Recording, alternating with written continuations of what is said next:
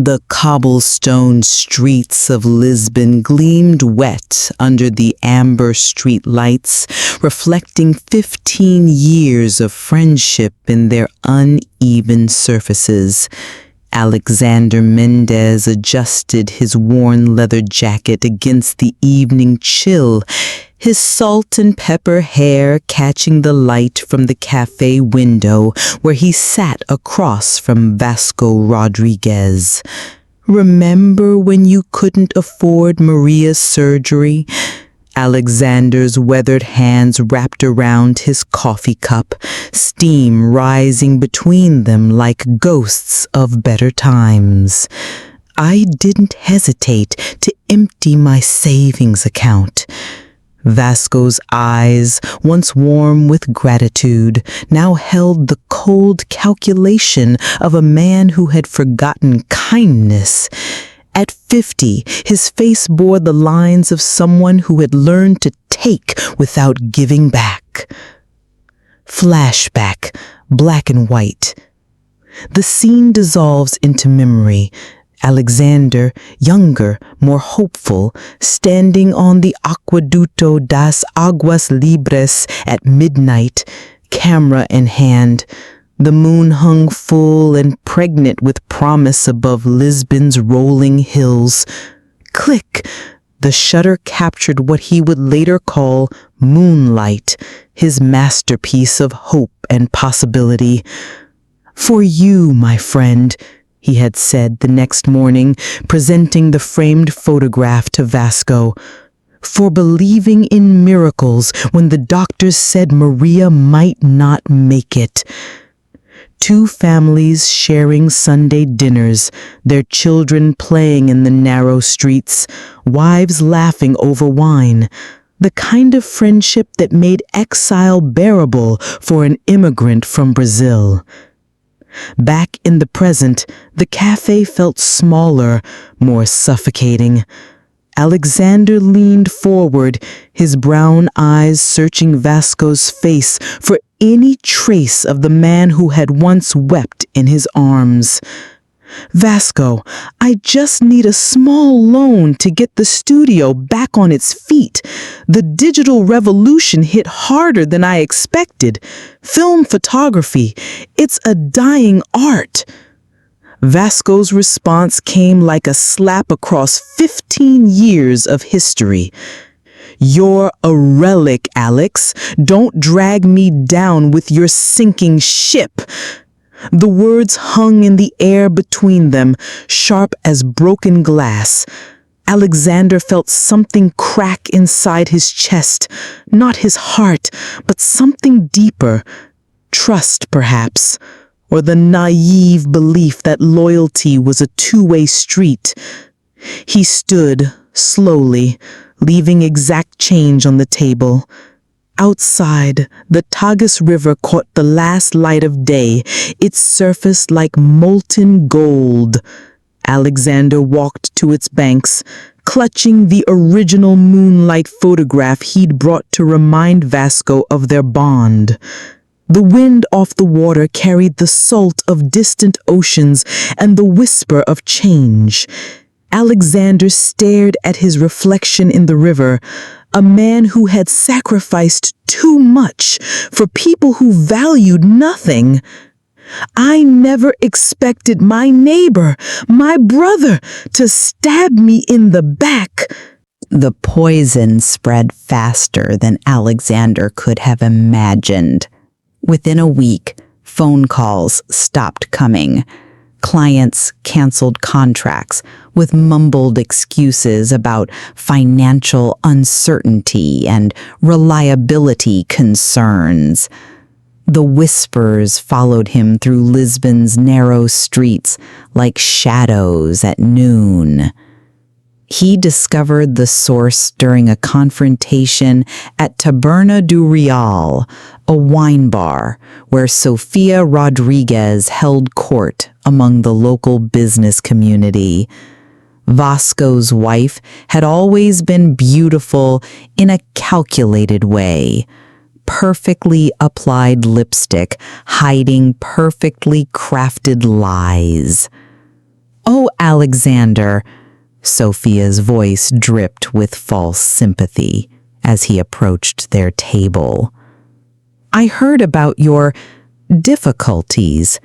Such a shame when people live beyond their means." The group around her shifted uncomfortably, but not one person met his eyes. Alexander felt the weight of their judgment like stones in his pockets. "Difficulties you helped create," he said quietly, his voice steady, despite the rage building in his chest, "spreading lies about my finances, my character." Sophia's smile never wavered. "I only share what I observe. A photographer who can't adapt to modern times, borrowing money he can't repay. These things have a way of coming to light." "You're just a failed artist, Alex," Vasco added from beside his wife, emboldened by the audience, "clinging to the past while the world moves on." The words hit their mark, but instead of the crushing defeat Vasco expected, something else ignited in Alexander's eyes. He thought of the secret he'd guarded for 7 years, the art collection hidden in a storage facility across town, worth more than most people earned in a lifetime. Investments made quietly, photographs acquired from estate sales and private collectors, a nest egg that represented not greed but survival. "You both will regret underestimating me," Alexander said, his voice carrying the weight of absolute certainty. "That's a promise." That night, rain drummed against the windows of Galleria Luna, where Clara Santos was closing up for the evening. At 42, she had the sharp intelligence of someone who had survived Lisbon's competitive art scene through merit alone. When Alexander appeared at her door, soaked and shivering, she didn't hesitate to let him in. "They think they've destroyed me," he told her, accepting the towel she offered. "But they don't know about the collection." Clara's eyes widened. She'd heard rumors, whispers about Alexander's mysterious acquisitions over the years. "How much are we talking about? $10 million? Maybe more?" Alexander's hands shook as he spoke, not from cold, but from the magnitude of what he was contemplating. "I've been building it for years, keeping it secret. I never wanted to give people another reason to use me. And now? Now I'm going to use it to show them who they really are." Outside, the Tagus churned under the storm, and Alexander felt something shift inside him, the tectonic movement of a man finding his power. "They don't know that I've been hiding this collection for years."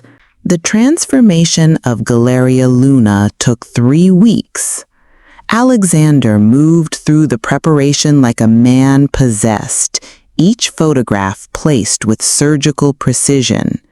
The centerpiece, his Moonlight series expanded into a full collection, dominated the main wall, drawing viewers into a journey from hope to betrayal to rebirth.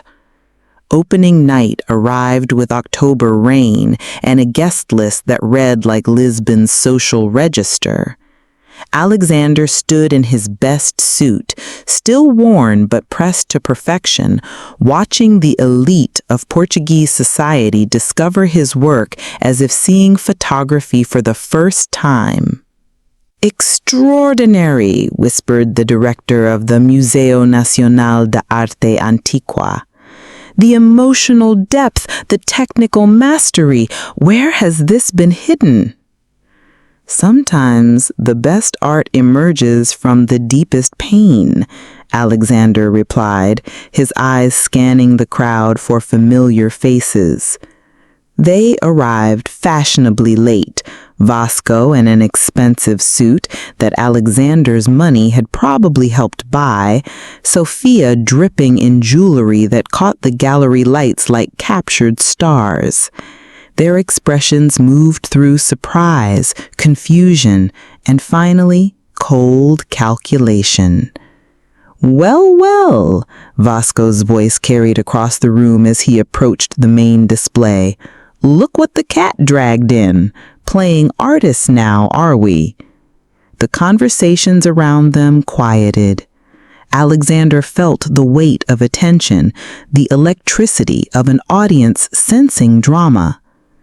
"These are stolen," Sophia announced loudly, her voice pitched to carry. "Plagiarized from real artists. We know Alexander's work. This isn't his style." The accusation hung in the air like smoke. Alexander felt his heart rate steady, his mind clear. This was the moment he'd prepared for. "Interesting theory," he said, pulling out his phone. Within seconds, his live stream was active, faces in the gallery turning toward him. The screen filled with contracts, acquisition receipts, authentication certificates, years of careful record-keeping displayed for all to see. Each document bore Alexander's signature, each date predating any public showing of his expanded work.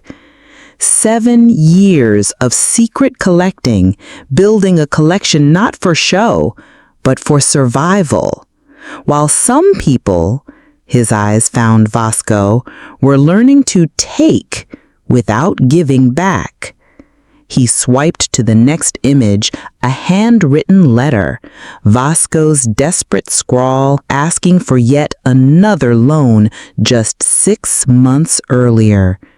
The gallery fell silent, except for the soft intake of breath from shocked observers. "You tried to destroy my reputation with lies," he continued, his voice now carrying the full weight of his anger. "But truth has a way of developing, like a photograph in a dark room. It just takes time." Sophia's face had gone pale under her makeup. This is manipulation, taken out of context." "The context," he interrupted, "is 15 years of friendship that you both decided to sell for the price of your own comfort." The crowd was fully his now, phones recording, social media buzzing with real-time updates. In the back of the room, Clara smiled with quiet pride, her faith in Alexander's vision vindicated. Vasco made one last desperate play. "You're a fraud, Alex. Always have been. These photos, I helped you take some of them. I have rights." Alexander's laugh was sharp as breaking glass. "Rights? To what? The friendship you threw away? The trust you betrayed?" He gestured to the wall of photographs. "Or maybe you mean the moonlight print you tried to sell behind my back last year to pay your gambling debts." The revelation hit the room like a thunderclap. Vasco's face crumbled, the mask of righteous indignation falling away to reveal the desperate, greedy man beneath. "They thought I was finished," he said to his live stream audience, the gallery, the world. "But moonlight doesn't disappear. It just waits for the clouds to pass." The courthouse steps of Lisbon had never felt so solid under Alexander's feet. 2 months after the gallery opening, victory tasted like morning coffee and vindication. The judge's ruling had been swift and unambiguous. Vasco and Sophia's defamation campaign was not only legally actionable, but morally reprehensible. Damages awarded to Mr. Mendes in the amount of 50,000 euros, the bailiff had announced. Additionally, the defendants are ordered to cease all harassment and public statements regarding the plaintiff. But the money was secondary to what really mattered. His reputation restored, his studio lease renewed, his life returned to him with interest. Standing in his newly expanded studio near the Cais du Sodré, Alexander watched the afternoon light filter through windows he thought he'd lost forever. The walls displayed his work with new confidence, no longer hidden treasures, but public declarations of artistic integrity. Clara arrived with champagne and a stack of commission requests. "The museum wants to discuss a permanent exhibition," she said, embracing him with genuine joy. "And there are 3 documentary filmmakers interested in your story." "Success tastes different than I expected," Alexander mused, looking out at the Tagus River. "Not sweet, more like relief." The knock on his studio door was tentative, almost apologetic. Through the glass, he could see 2 familiar figures, Vasco and Sofia, their expensive clothes wrinkled, their faces bearing the weight of consequences. "Alex," Vasco's voice was smaller now, stripped of its earlier arrogance. "We came to apologize, to make things right." Sofia stood behind her husband, tears cutting tracks through her makeup. "We were wrong, desperate. We didn't think." "That's the problem. You didn't think. About friendship, about loyalty, about what your actions would do to another human being." "Please," Vasco stepped forward, his hands clasped like a penitent. "We've lost everything, our reputation, our business connections. Can't we find a way to what?" Alexander's voice was steady, final. "To pretend the last few months never happened? To rebuild trust you shattered deliberately?" He shook his head. "Friends don't betray each other for personal convenience, Vasco. And I've learned that some relationships aren't worth salvaging." Clara squeezed his shoulder in support as the couple retreated, their footsteps echoing down the cobblestone street like the sound of doors closing forever. "Do you think we'll see them again?" she asked. Alexander watched their figures disappear around a corner, swallowed by the maze of Lisbon's ancient streets. "I think this story is finished, but something tells me Vasco has one more card to play." 6 months later, Alexander's apartment overlooking the Tagus River had become a sanctuary of light and creative purpose. The morning sun, streaming through tall windows, illuminated walls covered with his photographs. Not just the famous Moonlight series, but new work that spoke to themes of resilience, rebirth, and the complexity of human nature. The Moonlight collection had found its perfect home in the Museo Nacional de Arte Contemporánea, where it drew visitors from across Europe. But Alexander's greatest satisfaction came from the small classroom he'd established in his studio, where young photographers from Lisbon's working-class neighborhoods learned to capture their world through his lens. "Señor Alexander," called Maria, a 16-year-old with fierce eyes and an instinctive understanding of composition.